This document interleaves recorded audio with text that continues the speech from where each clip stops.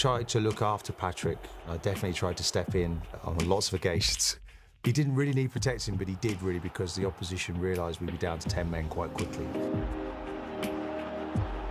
Patrick Vieira is off for the second time in 2 matches. We had a situation where I think Patrick was sent off 8 times. But, I mean, he wasn't starting all these problems. He might have been finishing them.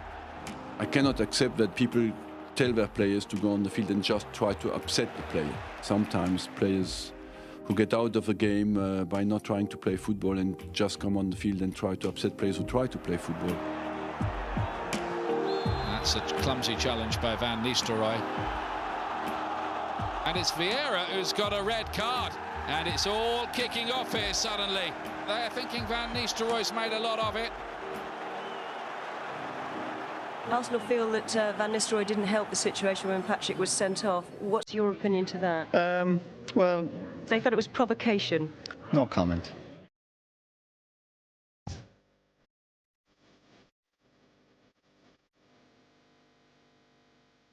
I haven't seen anyone before play like him, of that stature and that size and I haven't seen too many people afterwards.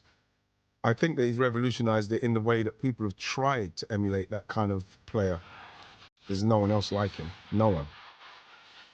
You know, the holding midfielder started to change because we wanted more from the holding midfielder. We want him to defend well, to stop the counter-attack, to win tackles, to be the one who starting to build the game. We wanted the midfielder to score goals. We wanted the midfielder to make assists. Maybe you had not seen tall players like that being technically so gifted, physically so strong, and ready for challenges, you know, at any costs. The combination of all that together maybe was a revolution for people. Everything we read about Patrick Vieira, people talk about him being a holding midfield player. I didn't think he was a holding midfield player. For me, he was a box-to-box midfield player. So powerful, good defensively, strong, very good at tackling. But boy, you give him the ball and give him space to run into. It's the game they're calling the crunch over brunch. The collision of the Premier League's top 2, Manchester United and Arsenal. There was the rivalry between United and Arsenal. At the time, I believe that teams going to Old Trafford or teams playing against United was like, we knew that we were going to lose, but not losing really big. And I think that Arsenal generation, we wanted to go there and to compete against those players and even to win. And I think that is create this kind of rivalry that I think make the Premier League even more exciting. Arsenal with a crucial goal, which has blown the championship race wide open. I think there was actually a rivalry within a rivalry. I think there was Arsenal and Manchester United as 2 clubs battling for about 5 or 6 years at the top, who was going to be number 1 and number 2.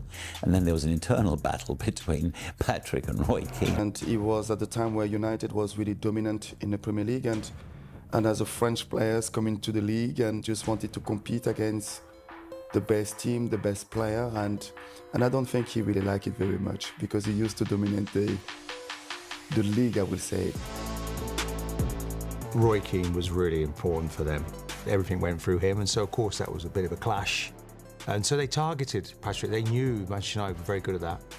Whenever we played them, they changed their midfield to always put somebody in and around to change the numbers in that midfield. We saw that as a compliment. We were never fearful of Manchester United. We always loved that game coming up. Absolutely loved it. They battled and they fought against each other. It was a joy to watch, and that's really what embodied everything that we love about the Premier League. Never given an inch, and Keane and Vieira was just Premier League box office. Come on! Nothing more in here. Understand? Thank you. Nothing more in here. Thank you. 2005, I wasn't in that tunnel. I think it might have been a little bit different if I had been. It's like 2 boxes. They fight very hard with each other, and at the end the respect remains, because somewhere the respect of your opponent is as well linked with total commitment that he shows in the battle, and you gain respect from that. And I think they were both of them had that. To be able to put that aside because they know that they've got so much respect for each other, you know, and be able to be friends now, it's a wonderful thing to see.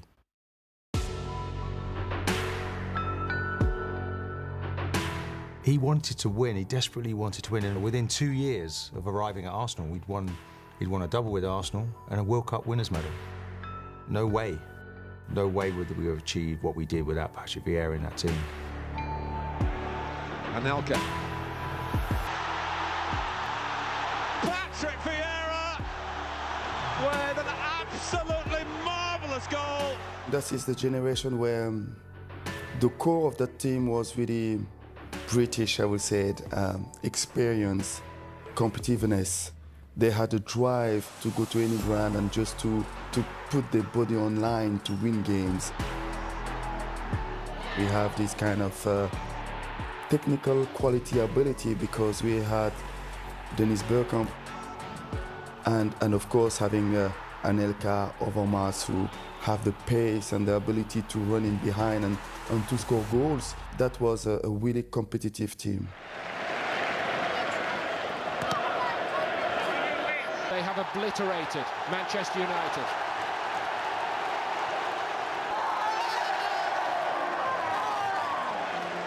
Being the next captain of this team, of this football club, was a big task because I knew how important it was to lead that team. I think when you take the armband, with that comes a lot of responsibility. And it's also helpful if you happen to be a good player as well. And of course, Patrick was, not only did he have the stature, but he had the talent to go with it. Everyone respected it.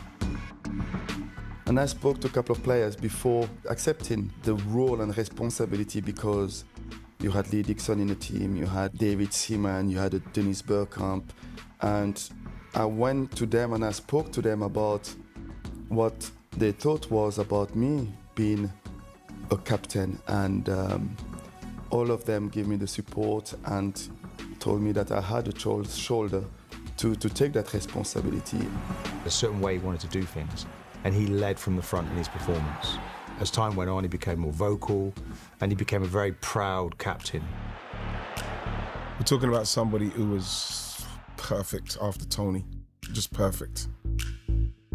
You know, when you sign a player, you feel responsible for them. You want them to succeed. And Patrick did just that. And of course, he was then coveted by so many major clubs. At the end of each season, it was always a battle. We were always worried that we'd lose him. There's a standing joke that I have with Patrick, that at the end of each season, I used to say, Patrick, where are you going for your holiday? And he would say, Guadeloupe, Dominique, Barbados or somewhere. I said, I'll see you there. And I did. So thanks, Patrick, for those nice holidays. The 97-98 double-winning team, which then, of course, broke up, and they had to rebuild. He was there again in the second double, and he was there also again when they went unbeaten for a whole season. And it's Patrick Vieira with different midfield players, different front players, but he is the common denominator in that team.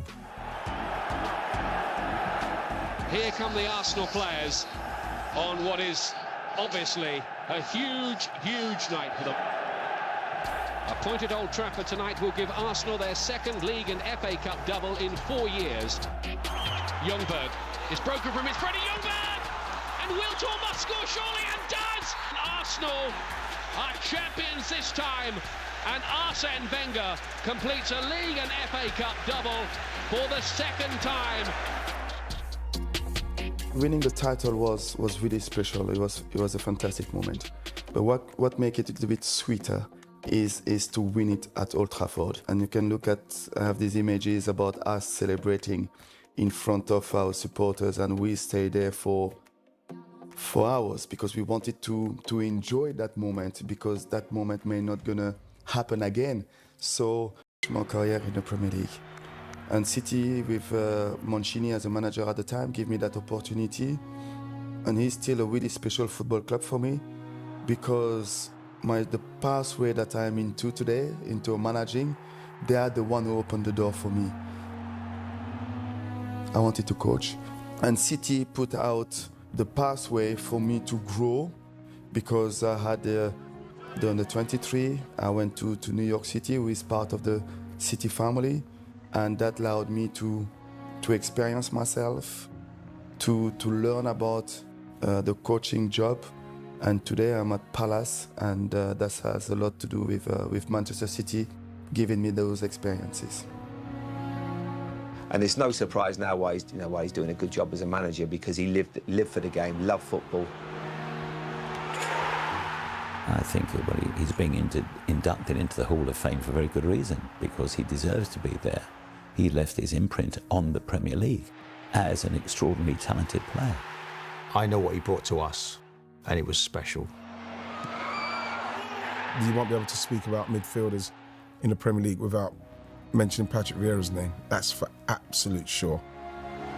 The Premier League has become the strongest league in the world, and certainly people like him have contributed to that. Simply the best. What really makes me happy and make me proud is when you're looking at those new young holding midfielder who said, yes, I want to play like Patrick Vieira.